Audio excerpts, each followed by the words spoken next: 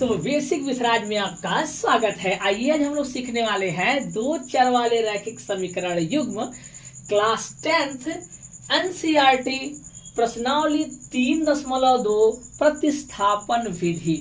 प्रतिस्थापन विधि हम लोग सीखने वाले हैं। प्रतिस्थापन विधि क्या होता है उसको हम एक उदाहरण के साथ समझाने की कोशिश करेंगे। पूरा वीडियो देखिएगा, आपको 100% समझ में आएगा। देखिए क्या है प्रतिस्थापन विधि, क्या होता है। दो आपको समीकरण दिए रहेंगे, दो रैखिक युग्म दिए रहेंगे, रैखिक समीकरण युग्म दिया रहेगा। उसको हम लोग एक में x का वैल्यू निकाल लेंगे और से दूसरे समीकरण में रख देंगे। आप एक से x का वैल्यू निकालेंगे तो y वाले अगर ये पहले से आप x का वैल्यू या y का वैल्यू निकालेंगे तो आप दूसरे में रखिएगा, दूसरे से x या y का वैल्यू निकालेंगे तो पहले में रख दीजिएगा। यही हमारा क्या है, यही है हमारा प्रतिस्थापन विधि। एक से निकाल कर दूसरे में क्या कर दीजिए, प्रतिस्थापित कर दीजिए। जो आपको छोटा लगे उससे निकाल कर पहले में रख दो। तो यहाँ पर देखिए क्या करना है भैया, यहाँ पर हम लोग क्या लिखते हैं, x बराबर ये यहाँ 2i है, इस साइड जाए क्या हो जाएगा भैया, तो आएगा 3 - 2i। ये हम बना दिए समीकरण नंबर 3 बन गया। क्या बन गया भैया, हमारा समीकरण नंबर 3 बन गया। हमने आपको कहा कि अगर यहाँ पर x का मान निकाले हैं जो, तो आप इसी समीकरण 2 में नहीं रखेंगे, याद रखिएगा। सदैव समीकरण 1 में रखेंगे। अगर 1 से x या y के वैल्यू निकालेंगे तो समीकरण किस में रखेंगे, 2 में रखेंगे, ध्यान दीजिएगा। तो हम लिखेंगे x का मान समीकरण 1 में रखने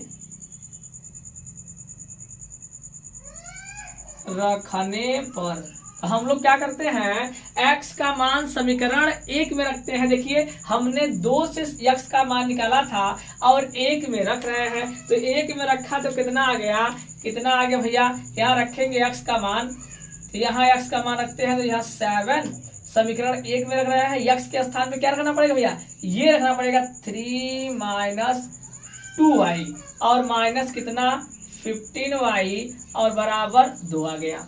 ठीक है, इसके बाद क्या करना है, देखिए क्या करना है, ये 7 का अंदर करो गुणा, तो 7 × 3 = 21, 7 गुणा से करेंगे 7 × 2 = 14y।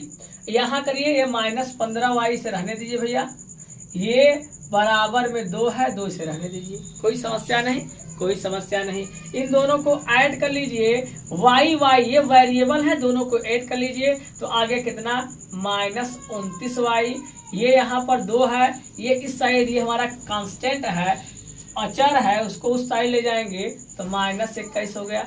यहाँ पर करेंगे -29 यानी 29y और यहाँ कितना आएगा भैया, -19 आएगा। 21 में से 2 घटा दिए, कितना आ गया, 19 आ गया। ये माइनस से माइनस हमने काट दिया तो 29y बराबर 19 आ गया। इसको बट्टे कर दीजिए तो y बराबर कितना आ गया, 19/29, 19/29 इतना आ गया y का वैल्यू। अब y का वैल्यू आप 1 में रखेंगे तब पर भी आएगा, 2 में रखेंगे तब पर भी आएगा, आप 3 में रखिए, यहाँ पर एकदम बनाया है। तो अब हम लोग क्या लिखेंगे, y का मान समीकरण 3 में रखने पर, तो रखते हैं भैया यहाँ पर, हाँ समीकरण 3 है। x बराबर यहाँ पर क्या है 3 माइनस यहाँ पर 2 है, y का वैल्यू कितना है भैया 19/29 है। ठीक है, इतना है, इसको हल कर लीजिए। यहाँ करेंगे तो यहाँ 3 से रहने दीजिए, 19 दूना कितना हो जाएगा 38 हो जाएगा, बट्टे में 29 हो जाएगा। इसको थोड़ा सा हल कर लीजिए भैया, तो हल करेंगे, इसका दोनों का लिए एलसीएम आ गया 29, कितना आ गया भैया 29 आ गया। और इसका यहाँ कर दीजिए गुणा करिए, रफ में हम कहीं कर लेते हैं, इसका गुणा करेंगे तो कितना आएगा 29 × 3 = 27, 2 कैरी, 3 दूना 6 और 6 और 2 8, 87 आ गया, माइनस ये 38 है, ये है, घटा लो भैया, कितना आ जाएगा, घटाएंगे तो आएगा भैया हमारा यहाँ 9, 17 से 8 गया 9 आ गया, ये बचा कितना आएगा सर जी 4, और ये आ गया कितना ये आ गया नीचे 29। तो यही हमारा क्या आ गया, x का वैल्यू आ गया। x का वैल्यू कितना आया भैया, x का वैल्यू हमारा आया है 49/29। ये हमारा x और y का वैल्यू आ गया। यही रहा प्रतिस्थापन विधि से समीकरण युग्म को कैसे हल करेंगे। आपने प्रतिस्थापन विधि समझा होगा। प्रतिस्थापन विधि क्या है, प्रतिस्थापन विधि का मतलब फिर सुन लीजिए एक बार। प्रतिस्थापन विधि का एक समीकरण, चाहे आप 1 से या 2 से, x को या इस साइड कर लो प्रतिस्थापित कर लो, या y को प्रतिस्थापित कर लो, चाहे समीकरण 1 से भैया चाहे समीकरण 2 से। तो उधर प्रतिस्थापित कर लेंगे, उधर हटा दिए, हमने यहाँ से x का वैल्यू प्राप्त कर लिया। आपकी मर्जी y का वैल्यू प्राप्त कर लेंगे, कोई समस्या नहीं होगा। तो यहाँ x की वैल्यू हमने प्राप्त कर लिया। अब x का वैल्यू हमने समीकरण इसी में नहीं रखना है, ये बस विशेष ध्यान देना है। अगर आप समीकरण 2 से निकाल रहे हैं x की वैल्यू तो 2 में नहीं रखिएगा। समीकरण 1 से निकाल रहे हैं x या y की वैल्यू तो आप समीकरण 1 में नहीं रखिएगा, ये बात ध्यान देना है। इसके अलावा जैसा है आप समझ जाइए। यहाँ पे क्या है, यहाँ x का पहले हमने मान निकाल लिया, ये इसी x का मान समीकरण हमने 1 में रख दिया। रखने के पर क्या आया सर जी, y के रूप में आया, पूरा हल हो गया तो y का वैल्यू आ गया। अब y का वैल्यू हमने समीकरण 3 में रख दिया, क्योंकि बराबर है तो यहाँ 3 में रख दिया तो हमारा क्या आ गया, x का वैल्यू आ गया। ऐसे हम लोग करेंगे प्रतिस्थापन विधि का क्वेश्चन। आइए हम लोग अगला क्वेश्चन देखिए, उदाहरण नंबर 5 देखिए, प्रश्नावली 3.2 का उदाहरण नंबर 5 क्वेश्चन क्या है, ध्यान सुनिए। आफ्ताब अपनी पुत्री से कहता है 7 वर्ष पूर्व मैं तुमसे 7 गुनी आय का था, अब से 3 वर्ष बाद मैं तुमसे केवल 3 गुनी आयु का रह जाऊंगा। इस स्थिति को बीजगणितीय एवं ग्राफीय रूपों में व्यक्त कीजिए। देखिए क्वेश्चन हमारा शानदार क्वेश्चन है, एकदम अच्छा क्वेश्चन है, ध्यान समझिएगा, एकदम 100% आपको समझ में आएगा। देखिए भैया क्या करना है, आप पहले मानेंगे, क्योंकि प्रश्न में वैल्यू को पता नहीं हमको, तो हम लोग इसका चर मानेंगे। माना आफ्ताब की वर्तमान आयु x वर्ष तथा उसके पुत्री की वर्तमान आयु y वर्ष है। हम लोगों ने क्या मान लिया कि आफ्ताब का वर्तमान आयु कितना मान लिया, x वर्ष, और उसके पुत्री का वर्तमान आयु कितना मान लिया, y वर्ष। यानी हमने प्रेजेंट में इसको मान लिया कि अभी अभी इसका मान लिया कि ये इस आफ्ताब x वर्ष का है और पुत्री कितना है, y वर्ष का है। यहाँ पहला शब्द क्या कह रहा है, यहाँ लिखेंगे प्रश्नानुसार। प्रश्न के अनुसार हम लोग क्या कर रहा है, 7 वर्ष पूर्व, यही ध्यान देना, थोड़ा सा, ज्यादा नहीं, कर रहा है 7 वर्ष पूर्व। 7 वर्ष पूर्व समझिए, यानी सर जी हम प्रेजेंट में माने हैं x, और 7 वर्ष पूर्व कहा है तो 7 साल पहले आ जाए भाई। पहले कैसे आएंगे, आप मान लीजिए इस समय है कितने वर्ष के, इस समय आप है 15 वर्ष के। हमने कहा 5 वर्ष पूर्व, कहे कितने हो जाएंगे सर जी, 10 वर्ष के। कैसे पता, हमने 5 माइनस किया है, घटाया है, तो यहाँ भी क्या करेंगे, घटाएंगे। ठीक, अब क्या पुत्र में आफ्ताब में घटाएंगे तो क्या पुत्री में नहीं घटाएंगे, वो उसको भी हमने तो वर्तमान ही माना है। तो 7 साल आप बैक आइए, ये y माने हैं, y -7 करेंगे पुत्री वाले में।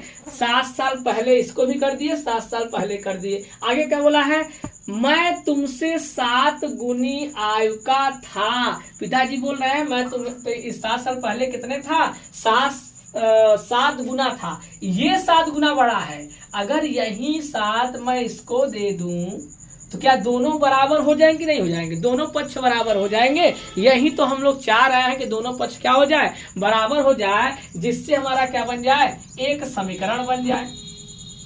तो ये 7 आ गया। कर लीजिए थोड़ा सा, उसका सिंप्लीफाई करिए। तो क्या करेंगे भैया, x -7 यहाँ किया तो 7y, और ये 7 सत्ते 49 आ गया। और बढ़ाएंगे इसको तो x -7 बराबर चर को स्टार्ट करिए, x माइनस 7y, इसको इस साइड ले जाइए तो आएगा माइनस 42, सॉरी भाई 49, और माइनस प्लस हो जाएगा 7, घटा दीजिए कितना आ जाएगा 7y बराबर, घट जाए कितना आएगा भैया 42 आ जाएगा। इसका वैल्यू कितना आ गया 42 आ गया। ये हमारा समीकरण नंबर 1 बन गया। समीकरण नंबर क्या बन गया भैया 1 बन गया। ये समीकरण नंबर 1 आ गया।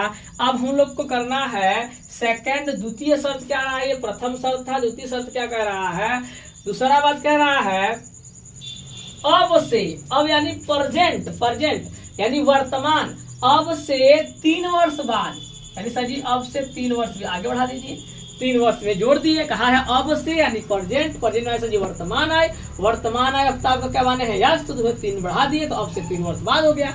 मैं तुमसे केवल 3 गुनी आय का रह जाऊंगा। सर यहाँ समझिए कह रहा है अब से मैं 3 साल बाद तो सर जी ये 3 साल आगे बढ़ा है, पक्का इसको भी 3 साल आगे बढ़ाना पड़ेगा।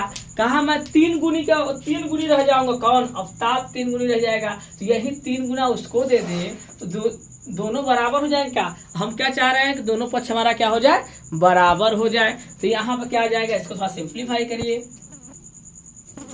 3y और प्लस 3 त्रिका 9, x माइनस इधर करिए 3y, इधर हो जाएगा 9 और ये माइनस 3, घटा दीजिए भैया तो आ गया कितना 6 आ गया। ये समीकरण नंबर 2 हो गया। समीकरण नंबर 2 हो गया। अब देखिए पहले ही हमने बताया था कि ये क्वेश्चन कहा है कि निम्नलिखित प्रश्न को प्रतिस्थापन विधि से हल कीजिए। प्रतिस्थापन विधि से हल करना है, हमने 2 बीजगणितीय रूप बना दिया है।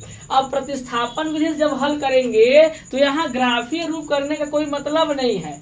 फिर भी अगर आपको ग्राफ बनाना है तो मैंने पिछली वीडियो में ग्राफ बनाना भी प्रॉपर सिखा दिया है, तो कोई समस्या नहीं होगी, आप ग्राफ से कर लीजिएगा। हम यहाँ प्रतिस्थापन विधि से समीकरण को हल करना आपको सिखा दे रहे हैं। कैसे करना है समझिए ध्यान से।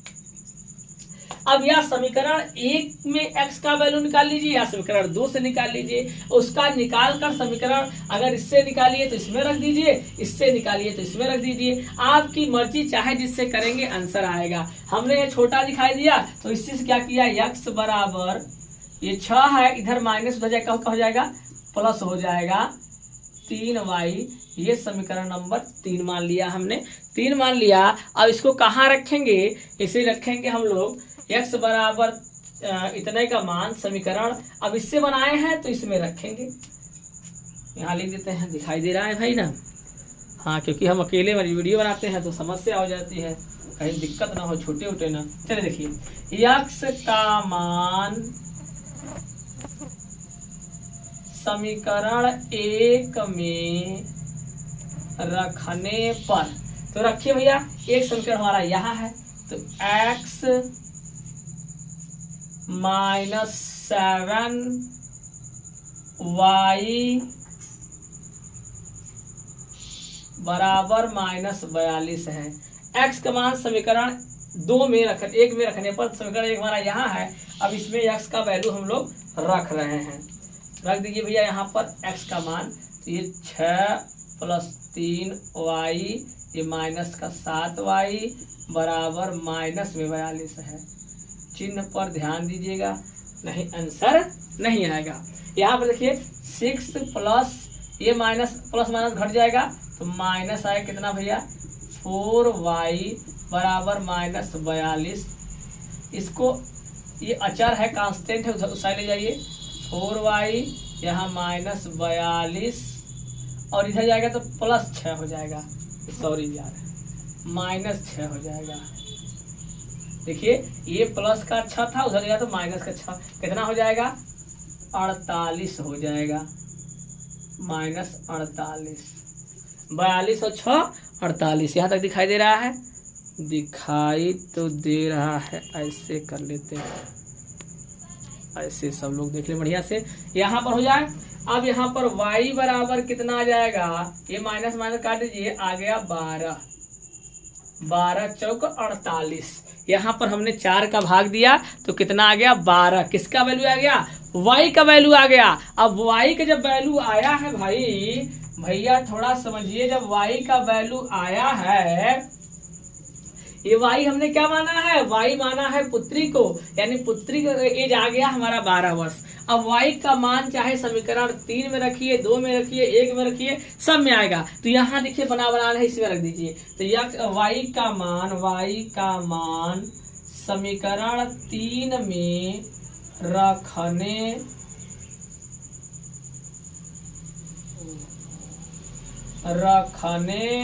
पर रखिए भैया, तो यहाँ आएगा x बराबर, दिखाई दे रहा है भैया ना, हाँ ठीक है। x बराबर कितना है, बस थोड़ा सा सब्र करिए। 6 + 3 यहाँ पर 12, कितना हो जाएगा, 12 3 36, 36 और 6 42। यहाँ पर देखिए इतना आ गया, ये हमारा आ गया 42 जो है x का वैल्यू। तो यहाँ लिखेंगे अतः